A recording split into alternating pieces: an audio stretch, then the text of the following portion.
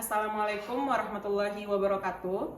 Yang terhormat dosen penguji UKIN PPG dalam jabatan kategori 2 tahun 2022. Perkenalkan, nama saya Yunia Arsini. Saya guru mata pelajaran Bahasa Indonesia di SMKN 2 Sumbawa Besar. Saya mahasiswa PPG dalam jabatan kategori 2 tahun 2022 di LPTK Universitas Mataram, siap mengikuti ujian kinerja. Terima kasih. Bismillahirrahmanirrahim. Assalamualaikum warahmatullahi wabarakatuh. Waalaikumsalam. Masya Allah, semangat sekali. Bagaimana kabarmu hari ini? Sehat? Sehat. Bahagia? Karena kamu sudah sehat dan bahagia, coba berdiri dulu. Saya mau lihat siswa-siswa saya apakah sudah rapi seragamnya sebelum kita mulai pembelajaran. Ya, sudah. Oke, sudah semua. Terima kasih. Silakan duduk. Sebelum kita belajar, saya minta tolong ketua kelas untuk pimpin temannya belajar. Ya. Siapa ketua kelas? Teman-teman, sebelum kita belajar, marilah kita berdoa. Doa mulai. Doa selesai.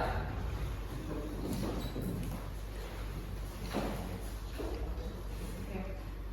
Saya absen. Adi Christian, Aditya, Arifin, Burhan, Damar Ade, Vicky Nopriyansa, Doni Irwansa, Erwansa Darmansa, Pas Reski Hilan Syahbani, Riza Andriansa, Bapak tangan, Santi Pratama, Sultan Tri Febriansa, Iksan Pratama, Bapak tangan. Terima kasih. Ya, untuk hari ini kita akan belajar tentang teks eksposisi. Tapi sebelum kita mulai pembelajaran, anak-anakku silakan berdiri. Kita menyanyikan lagu wajib nasional. Ya, silakan berdiri.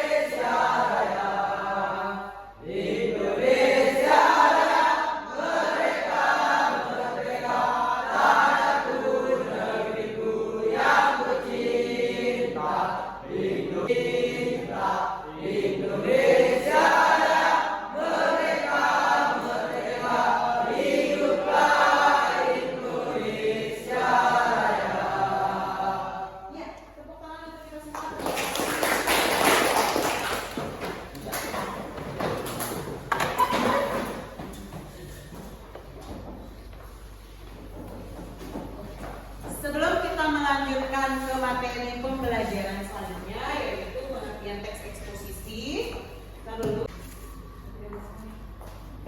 Ya, sebelum kita lanjutkan ke materi berikutnya, yaitu kita akan belajar teks eksposisi.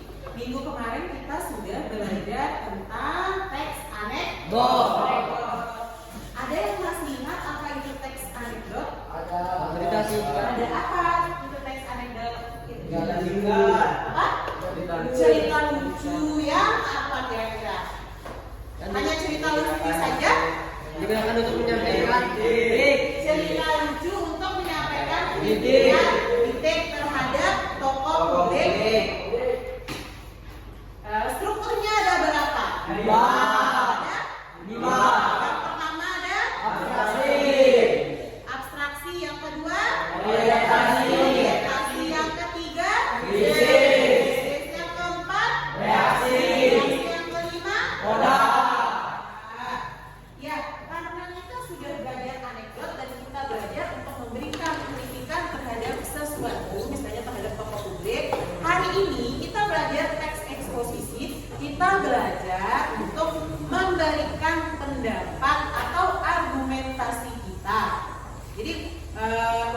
pembelajaran hari ini kamu belajar untuk memberikan pendapatmu terhadap sesuatu.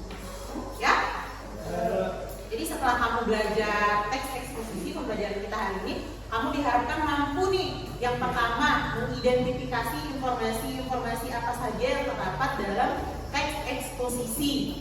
Yang kedua, kamu mampu membedakan mana fakta dan mana opini. Fakta itu apa fakta? Fakta itu kejadian yang benar-benar terjadi. Kalau opini, pendapat pribadi. Ya, sebelumnya saya ini dulu ya. Saya minta satu orang untuk membaca pengertian dari teks eksposisi. Tapi sebelum kalian membaca, jadi kegiatan pembelajaran kita itu hari ini kita akan belajar berkelompok. Jadi siswa dalam kelas ini akan saya bagi ke dalam beberapa kelompok. Setelah itu kamu berdiskusi bersama, kamu menemukan permasalahan. Nanti saya sediakan LKPD-nya saya bagikan, baru kamu kelompok. Ya, paham kan ya untuk kegiatan pembelajaran yang akan kita lakukan? Paham. Ya. Oke, untuk berikutnya saya minta satu orang untuk baca pengertian dari teks eksposisi. Siapa ya? Fadil. Teks eksposisi adalah teks yang bertujuan untuk memberikan informasi. Penulis berusaha memaparkan kejadian atau masalah agar membaca dan pendengar memahaminya. Selain itu, penulis juga memaparkan sejumlah data dan bukti sehingga dapat memperjelas persoalan dan kejadian yang membacanya. Ya, dilanjut lagi. Menurut Ahmad Abdul Qadir Al-Sirah, Eksposisi merupakan tulisan yang bertujuan mengklarifikasi, menjelaskan, mendidik atau mengevaluasi sebuah persoalan. Penulis bermaksud memberikan informasi atau memberikan petunjuk kepada pembaca. ya, sedangkan menurut KBBI, apa itu pengertian teks eksposisi, Sandi? Teks yang berisi uraian atau informasi yang bertujuan untuk menyampaikan pendapat atau gagasan, disajikan dengan fakta atau memperkuat informasi. Oke, sedangkan menurut KBBI, teks eksposisi adalah teks yang berisi uraian atau informasi yang bertujuan untuk menyampaikan pendapat atau gagasan disajikan dengan fakta untuk memperkuat informasi. Jadi argumentasinya itu diperkuat menggunakan fakta. Selanjutnya ada strukturnya. Struktur dari teks eksposisi. Struktur kalau dibaca, strukturnya yang pertama, struktur eksposisi ada pernyataan pendapat atau tesis. Kalau dibaca Hasan merupakan bagian teks yang berisikan pernyataan pendapat atau tesis sang penulis. Bagian ini juga biasa dilihat sebagai bagian yang terbuka. Pernyataan pendapat adalah suatu pernyataan yang berisikan gagasan, ide, opini, usulan, anggapan atau argumentasi yang dikemukakan ditujukan seseorang terhadap suatu peristiwa, keadaan, kebenaran tanpa dipengaruhi oleh orang lain. Oke, yang kedua saya baca ya karena ada sedikit kendala. Yang kedua ada argumentasi, merupakan unsur penjelas untuk mendukung tesis yang disampaikan. Berisikan alasan yang dapat memperkuat argumen penulis dalam memperkuat ataupun menolak suatu gagasan. Argumentasi dapat berupa alasan logis, data hasil temuan, fakta-fakta, bahkan pernyataan para ahli. Argumen yang baik harus mampu mendukung pendapat yang disampaikan penulis atau pembicara.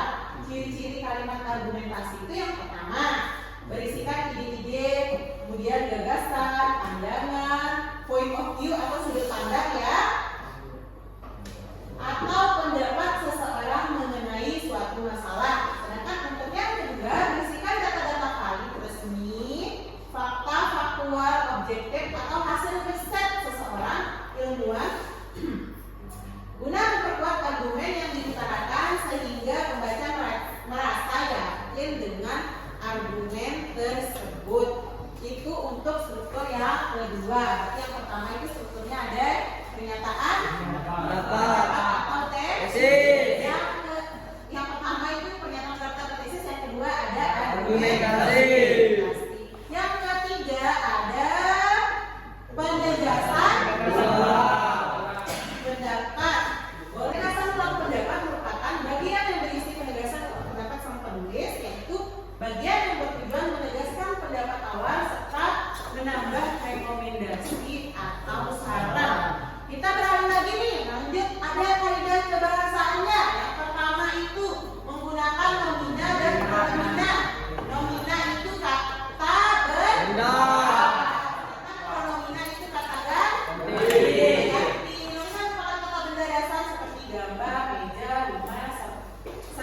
nomina turunan seperti pembelian, permainan, ketebaran dan lain sebagainya. Nomina turunan berarti dari kata dasar nomina yang sudah mendapatkan timbuhan. Itu artinya nomina turunan. Selanjutnya ada pronomina personal seperti saya, engkau, dia, mereka. Kemudian ada sifat berupa kata sifat seperti cantik, tampan, susah.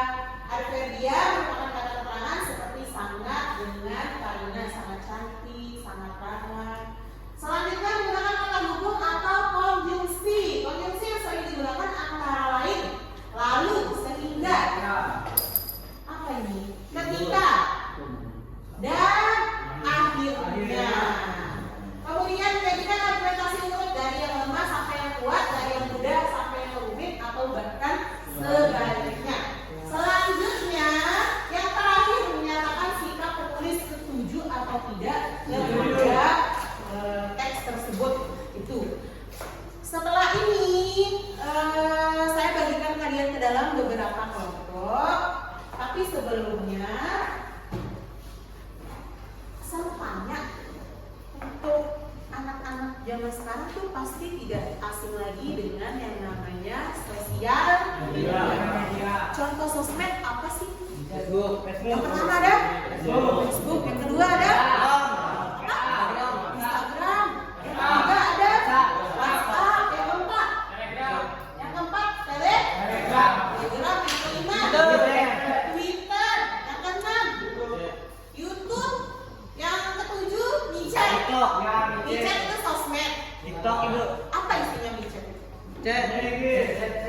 Yang terakhir yang paling digemari oleh anak-anak muda zaman sekarang itu ada satu. Apa? TikTok. Nah, karena kamu sudah tahu ya beberapa sosial media, karena saya yakin sekali anak muda zaman sekarang itu sudah tidak asing lagi dengan sosial media. Jadi materi kita ini berhubungan dengan sosial media. Kayak dampak negatif sosial media terhadap remaja. Ya. Jadi kegiatan kita adalah mengidentifikasi informasi dari contoh teks eksposisi yang berjudul, bukan dampak negatif, mohon maaf, dampak media sosial bagi remaja sangat mengkhawatirkan. Ya. Untuk anggota kelompok sudah saya bagi. Yang pertama, kelompok pertama itu ada Damar, Erwansa, Sultan, Fadil, Rasya, dan Nabil.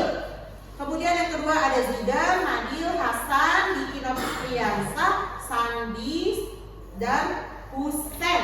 Itu kelompok kedua, ya.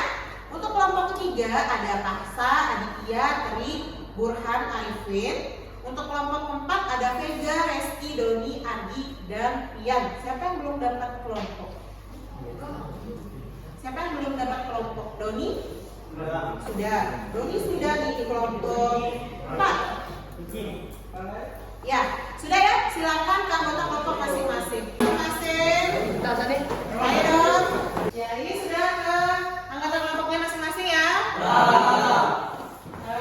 Sebelum kita mengerjakan, di sini sudah saya jelaskan semua di LKPD-nya. Bisa bagikan satu kelompok satu LKPD. Tapi bukan berarti karena cuma ada satu LKPD-nya yang nulis itu cuma satu, tapi nulis semuanya ya. Saya bagikan LKPD-nya. Ya.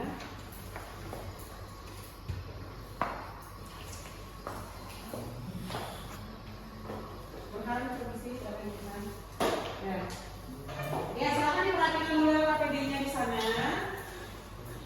Jadi di LKPD yang pertama itu ada identifikasi informasi di dalam teks eksposisi, ya. Ada teks eksposisi. Judul teks eksposisinya adalah dampak media sosial bagi remaja sangat mengkhawatirkan, ya. Kemudian dibalik di halaman 3. Halaman 3, setelah kamu membaca teks tersebut, selanjutnya ikutilah instruksi di bawah ini. Jadi yang pertama kegiatannya itu adalah membaca teks eksposisi. Kemudian yang kamu lakukan adalah menentukan gagasan atau pendapat yang disampaikan penulis dalam teks tersebut. Yang kedua, argumen apa yang disampaikan oleh penulis untuk mendukung pendapatnya.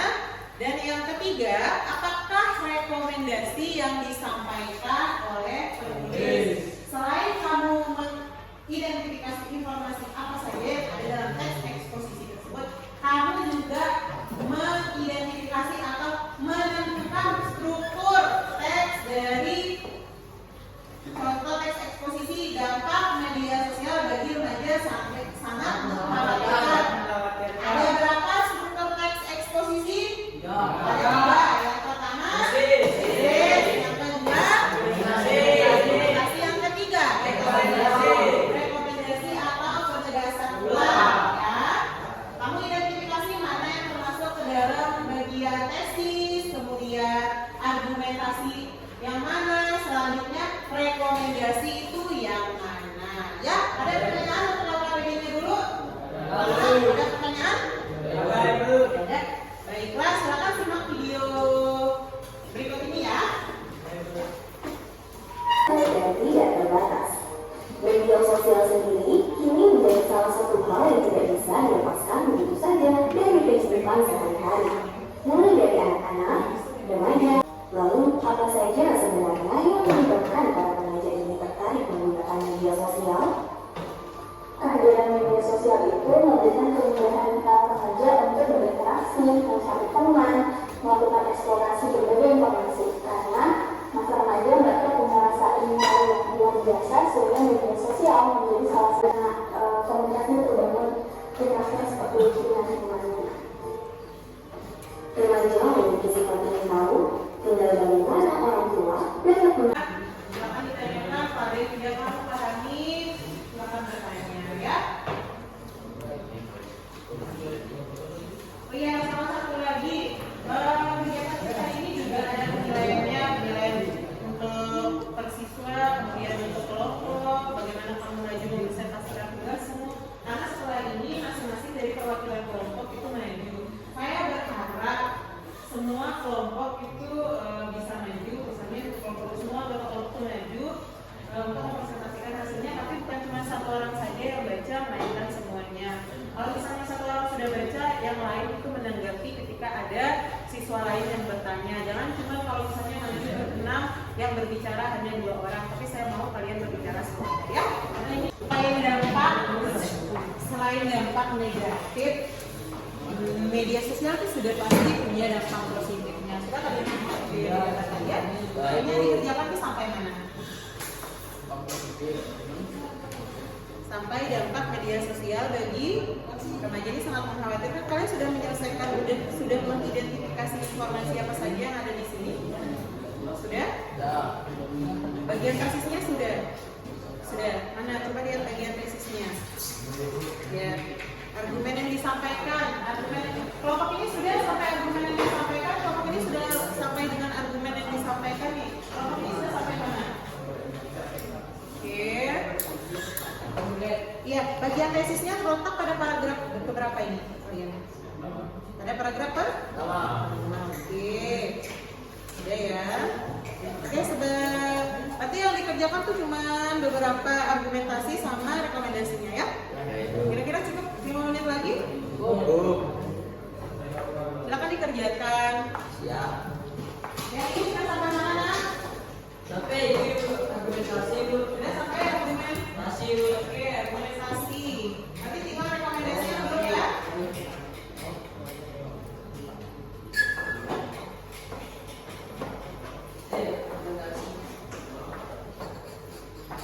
Kalau kelompok yang ini argumentasinya sudah selesai.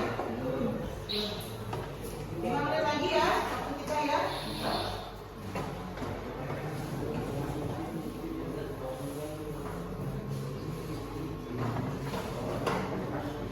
Jangan sampai ada yang tidak menulis ya. Nanti ada penilaiannya, keaktifan kelompok di kelompok itu kamu seperti apa. Cara siswa-siswa menjawab, bagaimana teman-teman memberikan pertanyaan juga nanti dinilai ya.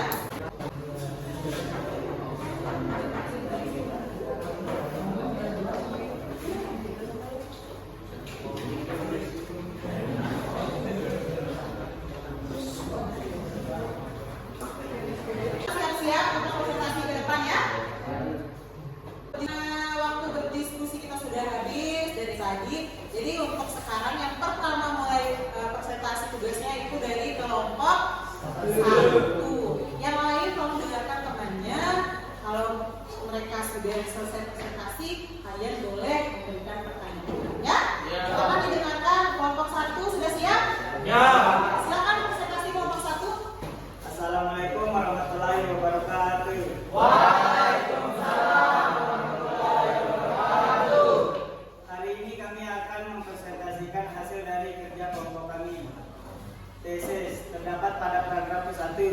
yang menjelaskan tentang kondisi yang sosial yang marak terjadi, yaitu pemanfaatan internet dan media sosial yang semakin berkembang dengan berbagai sarana dan wadah yang bisa dijadikan tempat pada paragraf kedua sampai dengan kelima yang menjelaskan tentang satu, penggunaan media sosial berlebihan akan menyebabkan hilangnya. Dua, salah satu dampak negatif dari media sosial di kalangan keberadaan internet media sosial malah membuat manusia meragukan pengetahuan yang dimiliki serta ingatannya sendiri, yang memudahkan memberikan dorongan kepada orang untuk melakukan tindakan kembali melalui internet. 4. Dampak lainnya menggunakan media sosial, yaitu kebanyakan para remaja bila sudah menggunakan media sosial tidak mengetahui waktu. Mereka bisa menghabiskan waktu berjam-jam untuk menggunakannya. Rekomendasi. Terdapat pada paragraf ke-6 yang menjelaskan tentang cara mengatasi dampak negatif dari media sosial bahwa penggunaan media sosial tidak selalu berdampak negatif. Jika pengguna bisa membatasi diri dalam penggunaannya, serta remaja sebagai penerus bangsa yang harus memiliki karakter yang baik, kuat, dan tangguh, tentunya akan bisa membuat negara ini maju. Oke, sudah ya.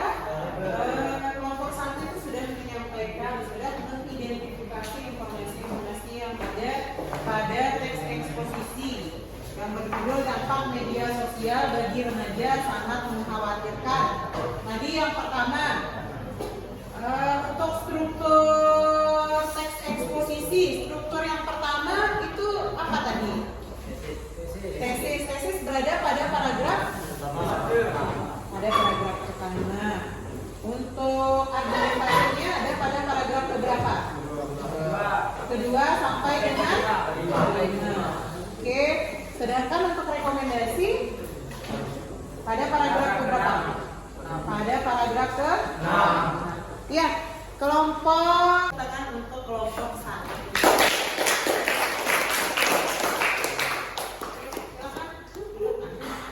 Ditutup dulu, kataan ditutup dulu. Sekian dari kelompok kami. Wassalamualaikum warahmatullahi wabarakatuh.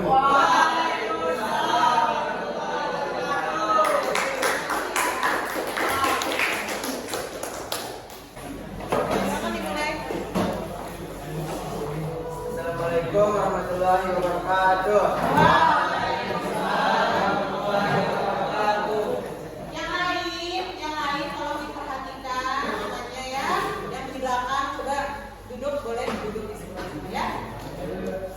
Ya, didengarkan dulu dari kelompok 4. Kami dari kelompok 4 akan mempresentasikan hasil kerja kelompok kami.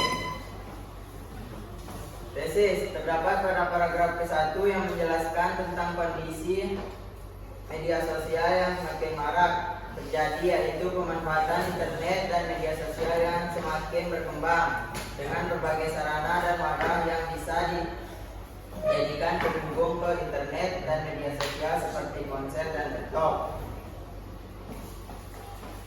Argumentasi terdapat pada paragraf kedua sampai dengan kelima yang menjelaskan tentang satu, penggunaan media sosial berlebihan akan menyebabkan hilangnya moral pada remaja karena mereka lebih mengutamakan kehidupan mereka di media sosial daripada di dunia nyata, sehingga mereka akan melakukan apapun agar terlihat keren di media sosial. Dua, salah satu dampak negatif dari media sosial di kalangan remaja lainnya yaitu remaja kehilangan kemampuan komunikasinya secara langsung. 3. Media sosial juga membuat para remaja menjadi kecanduan dan malas berpikir. Hasil penelitian dari University of Waterloo atau media sosial malah membuat manusia pengetahuan yang 4. Dampak lainnya penggunaan media sosial, yaitu kebanyakan para remaja bila sudah menggunakan media sosial tidak mengetahui waktu. Mereka bisa menghabiskan waktu berjam-jam untuk menggunakannya.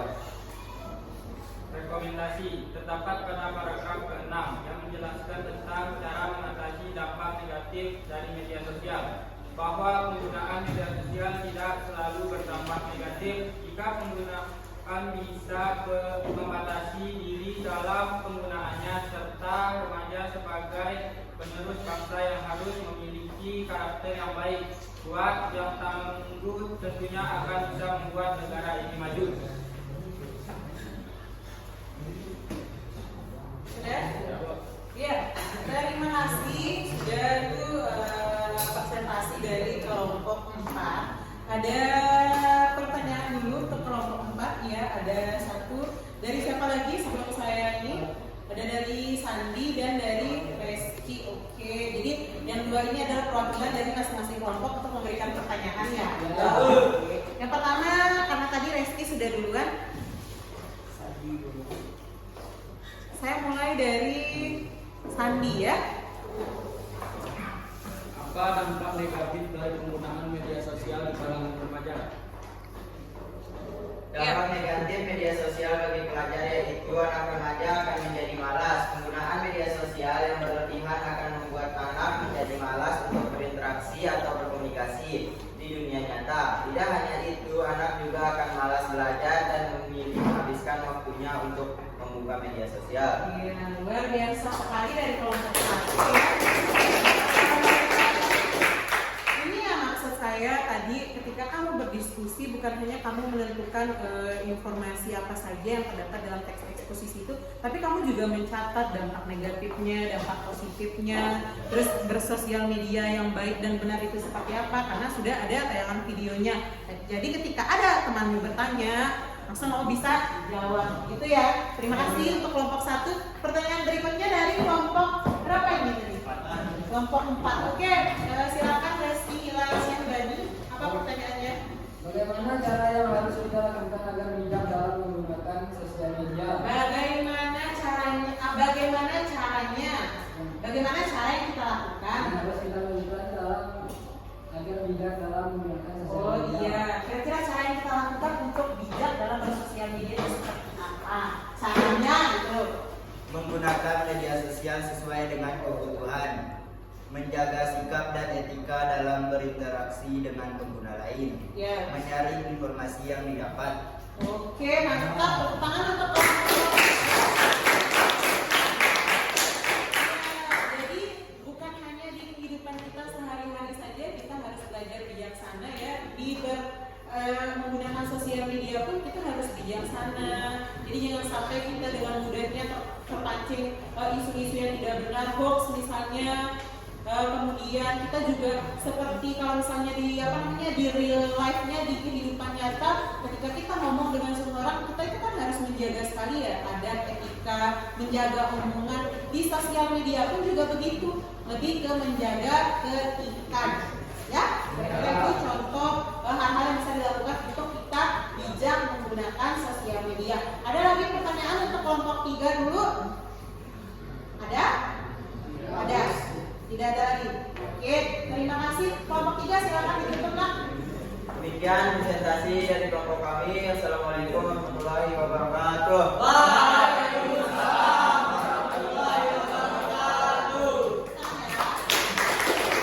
Karena kita sudah selesai melakukan presentasi kelompok, semua kelompok sudah maju, sudah saling bertukar pikiran. Jadi kegiatan kita berikutnya adalah kita menyimpulkan nih materi pembelajaran kita hari ini. Setelah kamu mengerjakan dan mengidentifikasi informasi-informasi apa saja yang ada pada teks eksposisi, Burhan, ada berapa struktur teks eksposisi Burhan?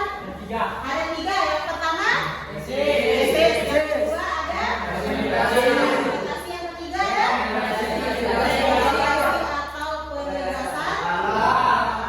Tri, apa pengertian dari teks eksposisi Tri? Eksposisi merupakan kajian teks berisi gagasan yang bertujuan agar orang lain memahami pendapatnya yang disampaikan. Gagasan tersebut disampaikan oleh penulis atau pembicara berdasarkan sudut pandang tertentu. Untuk menguatkan gagasan yang disampaikan penulis atau pembicara harus menyertakan alasan analogi. Oke, itu pengertian dari posisi. Setelah kita sudah bahas nih pengertian sama strukturnya, saya mau tanya dulu nih, karena kita tadi sudah membahas tentang dampak sosial media bagi remaja sangat mengkhawatirkan.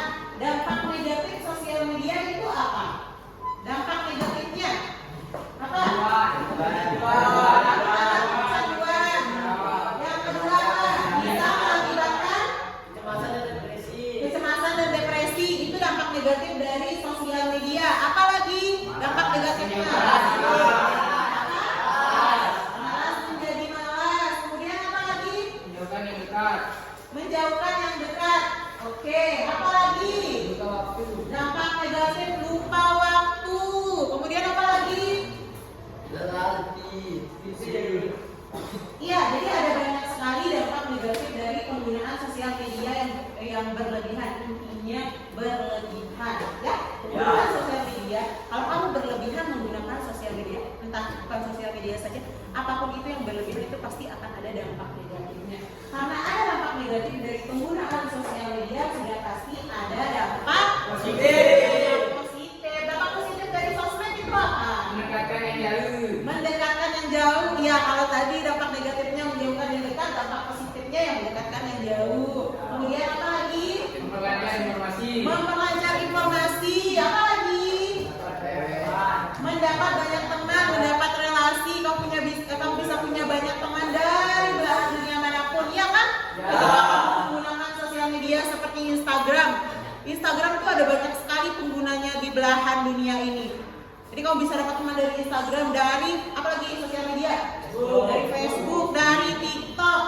Selain itu apalagi kamu bisa mendapatkan apa kira-kira dari sosial media nih? Kalau kamu bijak, mendapatkan uang. Iya, pengetahuan juga, berita juga. Jadi intinya semua apapun itu punya dampak positif dan dampak negatif. Tergantung bagaimana kamu menggunakan sosial media tersebut. Jadi kamu harus menjadi pengguna sosial media yang bijak, yang bijaksana. Contoh pengguna sosial media yang kalau kamu anak umur 16 tahun, ya masa kamu membuka laman-laman yang tidak sesuai dengan usiamu, misalnya usia 18 ya kan? Ya, jadi sosial media itu kamu gunakanlah sosial media sesuai dengan umurmu. Yang kedua apa? Menjaga sikap, etika, menjaga sikap dan etika dalam berinteraksi, menjaga sikap, menjaga ketikan juga. Kamu kalau ngomong dengan temanmu, kamu kalau berbicara saling komentari itu ya dijaga, jangan sampai ketikanmu melukai hati orang lain. Ya, jadilah netizen yang baik budiman, bukan hanya bisa mencaci, memaki saja. Karena banyak sekali kita lihat ya di sosial media, kayak itu di TikTok, di Instagram. Ketika ada satu tokoh publik yang melakukan kesalahan, ramai-ramai ini dihujat. Kita tidak perlu menjadi netizen seperti itu. Ya, apalagi itu yang terakhir nih? menyaring informasi yang didapat.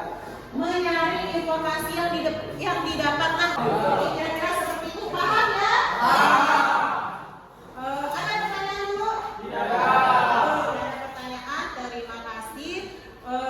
Karena pembelajaran kita sudah berakhir, sebelum saya tutup, kita berdoa dulu. Semoga kegiatan kita bermanfaat. Silakan berdoa ketua kelas. Ya, Fadil. Ya, kita berdoa di sini. Teman-teman, sebelum kita memulai pelajaran, marilah kita berdoa. Mulai. Doa besar. Ya, terima kasih. Assalamualaikum warahmatullahi wabarakatuh.